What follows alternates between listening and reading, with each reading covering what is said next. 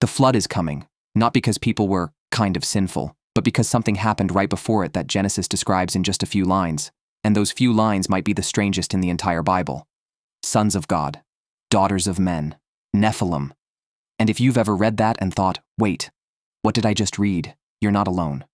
Because depending on how you interpret Genesis 6, the story right before the flood changes dramatically. Angels, or humans, giants, or warriors, myth, or message?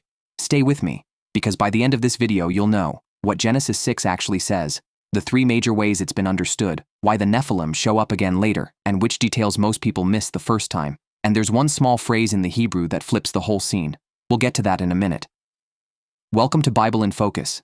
This is the channel where we bring the Bible in focus, bringing the book and the stories we love to life through video. If you want more deep dives like this, hit like, subscribe, and stay with us. Now, let's go straight to the passage. Genesis 6 opens like this. Humanity is multiplying on the earth, life is expanding. And then it says, the sons of God saw that the daughters of men were beautiful, and they took wives for themselves, any they chose.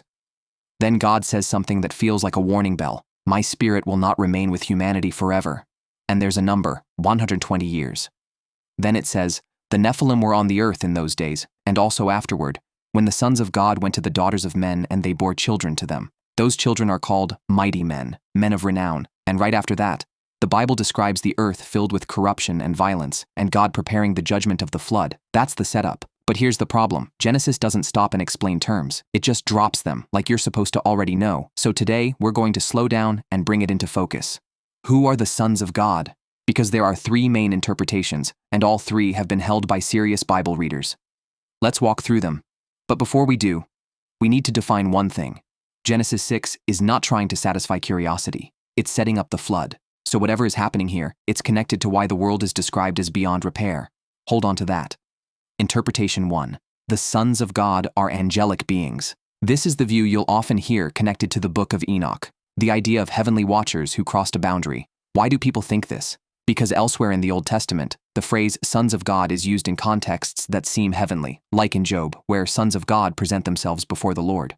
So some readers say Genesis 6 is describing a supernatural rebellion, a violation of the created order, that results in violent, notorious offspring. That would make the Nephilim more than just tall people. It would frame Genesis 6 as heaven invaded earth in the wrong way, and if that's what the text means, it explains why ancient Jewish writings like Enoch zoom in on this moment and treat it like a cosmic crisis.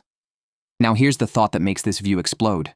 If Genesis 6 is about angelic rebellion, then the flood isn't only judgment on human sin. It's also a containment event, a reset to stop corruption from spreading. But we need to be careful, because Genesis 6 itself is brief. It doesn't describe wings or halos. It doesn't say the word angel. It simply says, sons of God. So we have to ask, is there another way to read this? Yes. Interpretation 2. The sons of God are the godly line of Seth, and the daughters of men are the line of Cain. This is often called the Sethite view. The idea is Genesis 4 shows Cain's line, violence and corruption. Genesis 5 traces Seth's line, calling on the name of the Lord.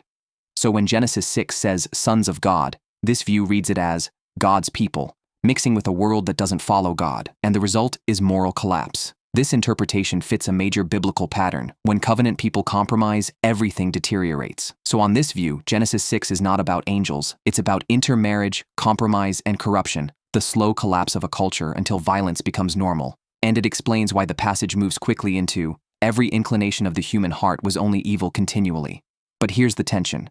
Does the phrase sons of God naturally mean Seth's descendants here? Some say yes, because sons of God can be used for God's covenant people. Others say the phrase feels different in this context, which takes us to the third interpretation, and it's more grounded in the ancient world than most people realize. Interpretation 3. The sons of God are powerful kings or warrior elites who claim divine status. This is sometimes called the royal or tyrant view. In the ancient world, kings were often treated like divine representatives, sometimes even called sons of a god. So this view reads Genesis 6 like this.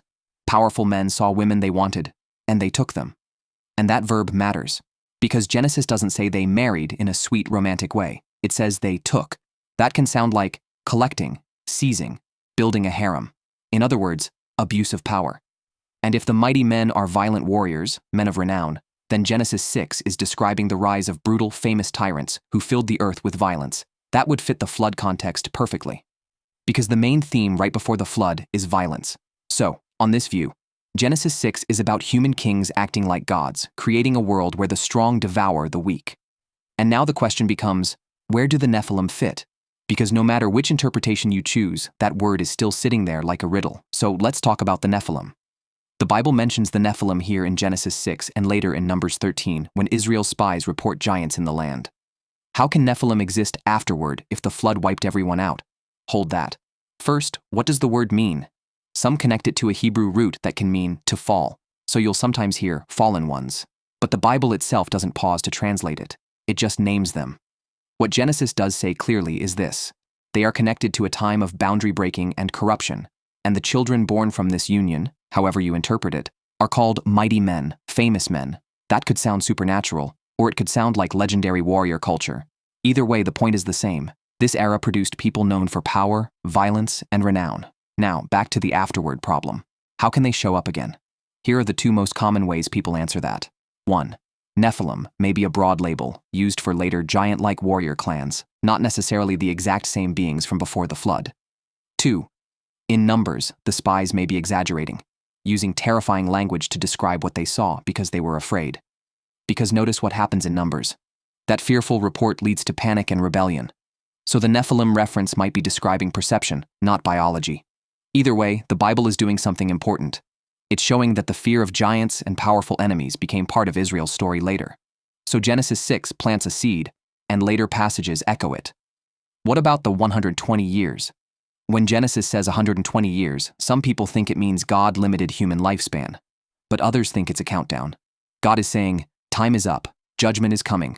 You have 120 years. Genesis doesn't spell it out in a neat sentence, so interpreters differ. But here's what matters. It signals restraint. God is not impulsive. There is patience. And then there is a final line. And now we're ready for the big question. Which interpretation is right? Let me answer that carefully. Genesis 6 is a debated passage. Faithful people who love Scripture have disagreed on this for centuries. So Bible in Focus isn't here to sensationalize. We're here to read closely. Here's what we can say with confidence. Genesis 6 describes a breakdown of boundaries, a rise of corruption and violence, and a world so broken that judgment comes. Whether that breakdown is framed as a supernatural rebellion or covenant compromise or human tyranny, the result is the same. The earth becomes filled with violence, and that is the immediate reason given for the flood. Now, you might be thinking, okay, but what about the New Testament? Because Jude and Peter mention angels who sinned and are kept for judgment. Is that connected? That's a huge question.